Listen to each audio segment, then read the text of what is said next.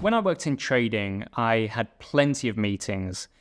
And what I noticed was native speakers use a lot of phrasal verbs, and phrasal verbs often sound really professional. So what I've done today is put together a list of my favorite and most common phrasal verbs you'll hear in a business meeting. For every phrasal verb, you will get an easy example and a more challenging or more higher level example, and you can pick the one that's suitable for you. Of course, apply it to your life, your business, try to memorize it if you can, and be proactive with these new phrasal verbs. Now, let's head into our first section where we'll deal with scheduling the meeting. It makes perfect sense that our first phrasal verb is set up, which means arrange. Here's an easy example. Let's set up the meeting for this afternoon. A more difficult one? Could you avoid setting up further meetings for the remainder of this week? Push back means to delay. This is really common for schedules when you have to move a schedule back. Back always means delayed, later. I need to push back this afternoon's meeting. The meeting has been pushed back until further notice. The opposite of this is bring forward, which of course means to make something earlier. Let's bring forward the client meeting. Are you aware the quarterly report meeting has been brought forward? Finally, sometimes you have to cancel a meeting, and that is call off. Call off the meeting. Cancel. The business trip has been called off. So, of course, not just meetings, any schedule that gets cancelled is called off. Due to scheduling issues, we're going to have to call off our end of quarter meeting. Okay, that's part one done. We've set up the meeting, or cancelled, or changed, and now we're going to go into the meeting. So let's look at the next 5 phrasal verbs that you would use within the meeting. Deal with. It means to take action, to achieve something or to solve something. Very often you'll say deal with an issue, deal with a problem, deal with a complaint. Of course, that is likely to happen in a meeting. You're going to deal with certain issues together. Let's deal with this issue later in the meeting. I thought the freight delays had already been dealt with. Bring up. Really important in a meeting. You start talking about, you introduce a subject. In a meeting, different people will bring up different topics of conversation, different issues. Is there anything you'd like to bring up in today's meeting?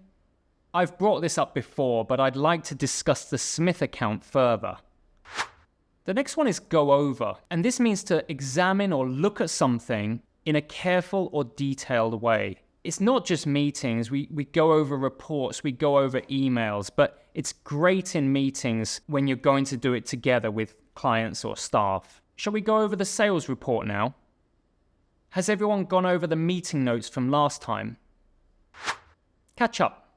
This is really common in and out of business, so really a must-learn phrasal verb, catch up. And that just means to find out the recent information on news. You're catching up with what everyone else knows or whatever the newest information is. I'd like to catch up with marketing in our next meeting. Let's bring forward our next meeting so that we can catch up with the project's progress. Finally, break down. And this just means to analyze something. You break something down. Let's break down last quarter's numbers. A more difficult example? I'd really like sales to break down their numbers before we make any decisions.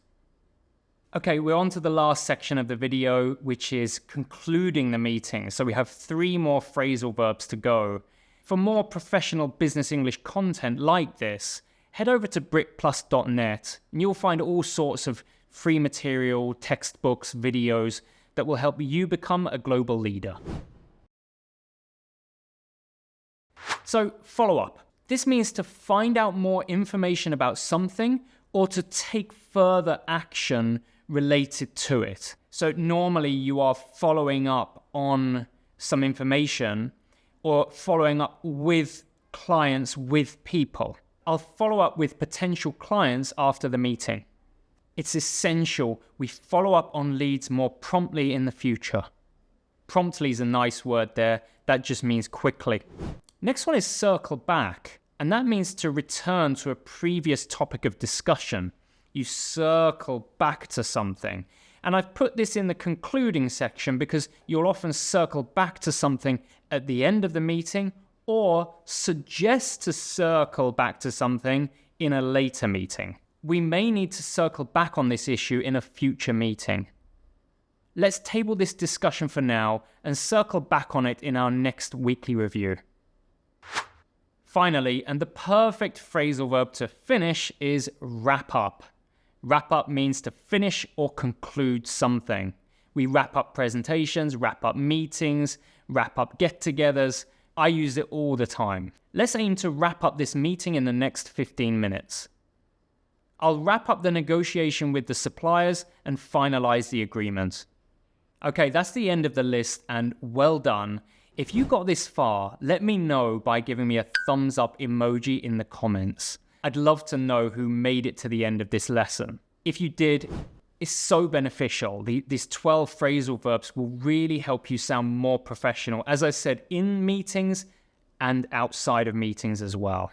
If you like this lesson, give me that like. If you really liked it, subscribe. And join me next week for another lesson and another step to becoming a global leader.